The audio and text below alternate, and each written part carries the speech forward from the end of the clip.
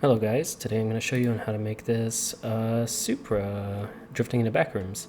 So you don't need 10 years or so of experience or any of that crazy stuff. It's actually really easy to make. It's one of the easier things I've made. This took me like maybe 10 minutes to make or so. That's because I've used Blender for like 5 years, but even if you have a couple months of experience, that's really all you need. In order to start, let's go create a new scene. So obviously you're going to start with nothing, perhaps just a cube. So after that, you're going to make a cube, delete your cube and then insert your cube, right?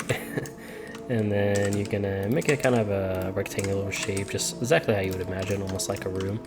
You're going to scale it. I like to usually take the front face off, just because so I can see what's happening inside. So I mean, yeah, you're pretty much 50% there. No, I'm kidding. So after that, you gotta do is import walls. And now the scaling of this, it really doesn't really matter. People like to be kind of OCD about it, but you don't need to be that picky about it. So just choose a scale that you like. This is as lazy as I'm making this as possible. There's a lot of different ways you can make this. This is just as lazy as possible because it's easy, you know, it's not complex. Why you gotta complicate it? There's no reason to complicate it. So after that, you just kind of add your walls, right? It's probably needs to be like 10 times as big. So let's see. Yeah, it's probably about right. I'm very picky about it on being online and everything. So you make your walls, you know, maybe make them longer or shorter. It doesn't matter. You just make your walls.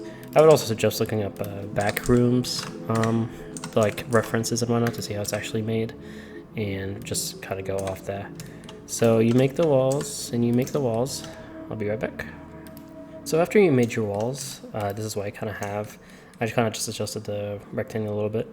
And after that, you're gonna import your car. That could be a GT3 RS, could be a Mustang, could be a Camaro, whatever it is.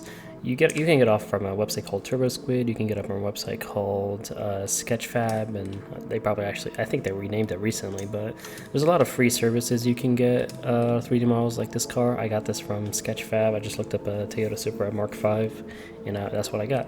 So after that, you're gonna copy it and import it. I mean, you can make it yourself too, but most likely somebody already beat you to it, so you don't really need to, you know, worry about it too much.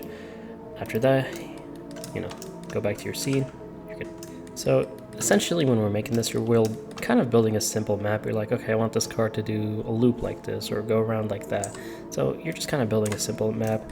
Right now, I feel like the scaling isn't too accurate, so I'm just probably gonna scale it down a little bit and then just import it here.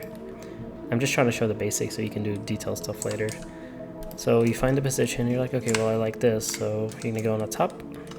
Most likely try to make it kind of straight just to kind of make this easier for yourself. So this could be this way or this way, it could be any way.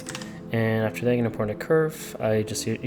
You can import any kind of curve. I just like the generic straight line curve.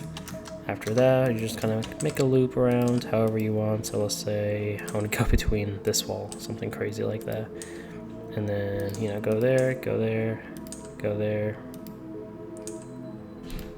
You get the idea.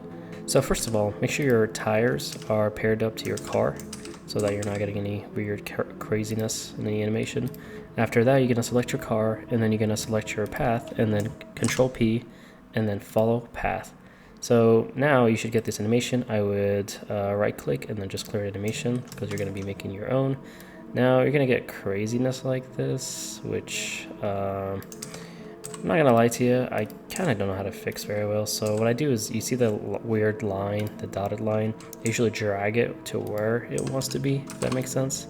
And I would just kind of animate it to, you know, where it wants to be, like this. So go this way, if that makes any sense. And then you're gonna go to the animation, see how now it lines up with the animation. And now you're gonna turn it to where you initially wanted it, so it's gonna be this way. So now when we animate, it's gonna actually follow the path that we want. Probably a lot of simpler ways to do this. I just, I don't know how to fix this, so this is the way I've been doing it for a very long time. Animate your tires. I already have them animated, kind of crappy, but all you gotta do is press R and then X twice to make it, oh, this is horrible, X twice to make it rotate. So, you know, start at this position and then go down and then start another position. That's how you animate it. So first of all, you're gonna animate your evaluation time. do that, and then go to the end of your, so 250 would be mine, 247, around there, and then just make it go as much as you want, and then put I again. So now you're just gonna get this basic car going around a path.